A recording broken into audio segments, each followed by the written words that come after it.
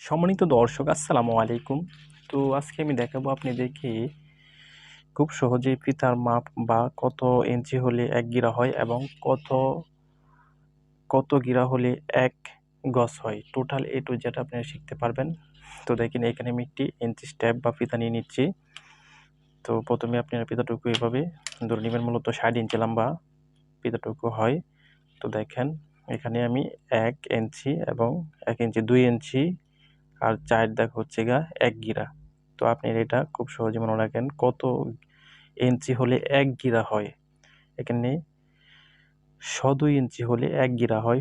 হচ্ছে উপরে দেখেন ২ এবং ৪ দাগ, ১, ২, ৩, ৪, এটা হচ্ছে আমাদের ১ গিরা। ২ এর উপরে ৪ দাগ, ৪ সুতা, ২ এর উপরে ৪ সুতা হলে ১ গিরা।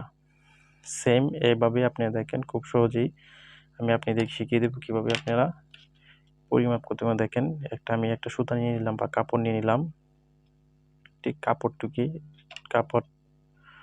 কাপড়টুকুকে এভাবে ধরে সোজা করে দেখেন, এখানে হচ্ছে ১ গিরা কাপড়। সেম আপনারা এভাবে কেঞ্চি দিয়ে কেটে নেবেন। এটা হচ্ছে ১ গিরা কাপড়। দেখেন, এখানে হচ্ছে আমাদের ১ গিরা কাপড়।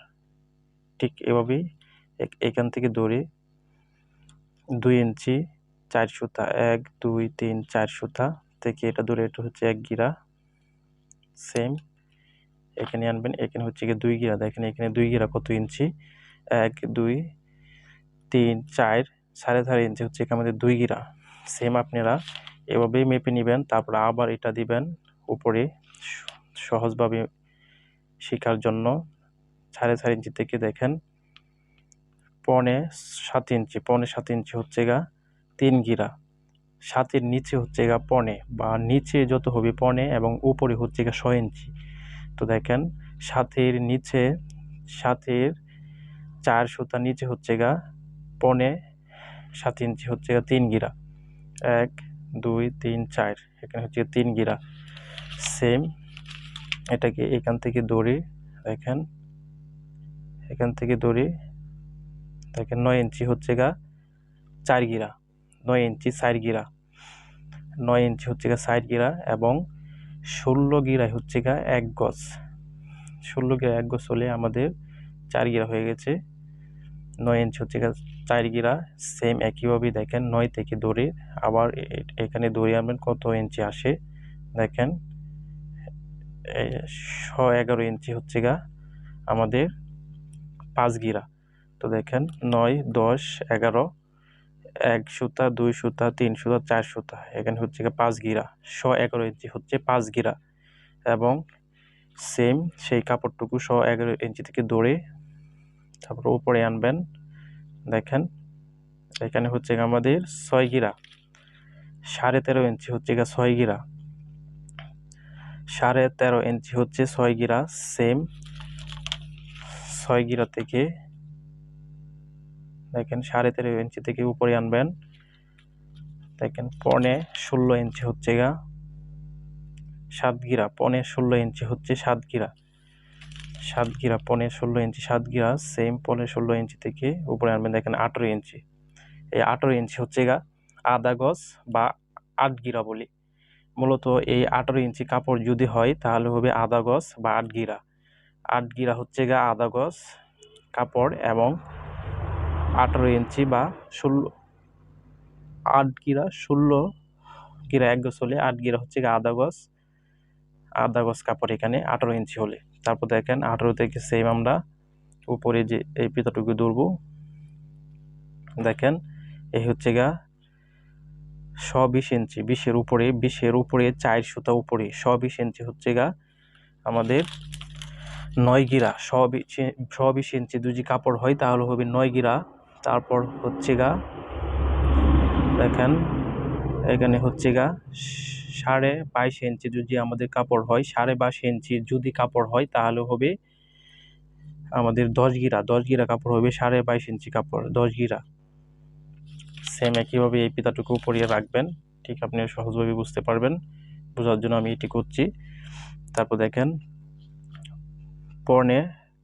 ২৫ ইঞ্চি হচ্ছে 11 গিরা, 25 ইঞ্চি দেখেন 25 থেকে 4 সুতা কম বা 4 দাগ কম হচ্ছে 11 গিরা। 25 ইঞ্চি হচ্ছে 11 ইঞ্চি, 11 গিরা দেখেন।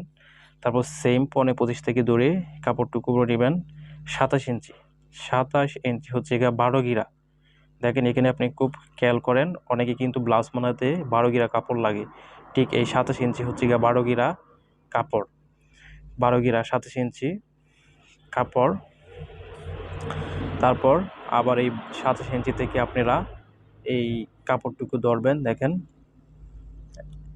এই 1 গিরা 27, 28, 29, 29 ইঞ্চি দেখেন। আবার 4 সুতা বাড়তি, 29 থেকে 4 সুতা বাড়তি হচ্ছে 29 ইঞ্চি, 13 গিরা 29 ইঞ্চি হচ্ছে 13 গিরা, 29 ইঞ্চি 13 গিরা। তারপর 29 ইঞ্চি থেকে ধরে উপরে দেখেন 31.5 ইঞ্চি হচ্ছে 14 গিরা, 31.5 ইঞ্চি হচ্ছে 14 গিরা।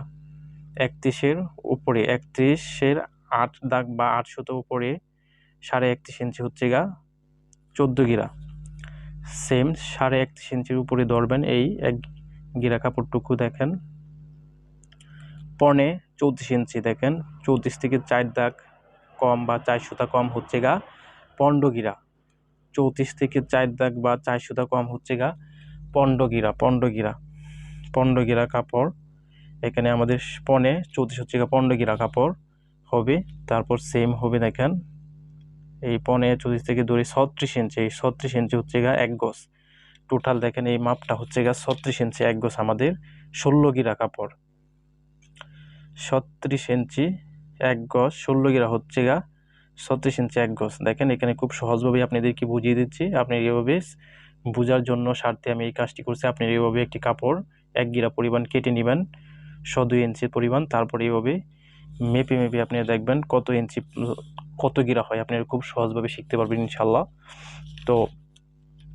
তো আমার এই ভিডিওটা যদি ভালো লেগে থাকে তাহলে অবশ্যই আমার চ্যানেলটি সাবস্ক্রাইব করবেন, এবং যারা আমার এই চ্যানেলটি অলরেডি সাবস্ক্রাইব করেছে তাদেরকে অসংখ্য ধন্যবাদ।